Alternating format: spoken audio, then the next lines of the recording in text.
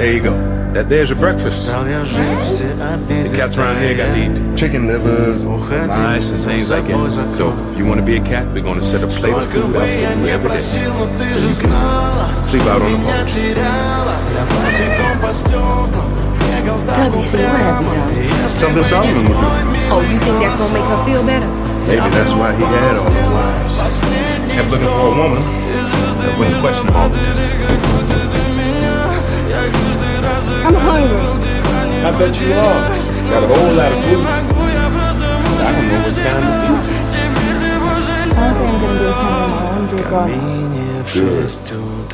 Got more than enough cats around here. We need more little girls.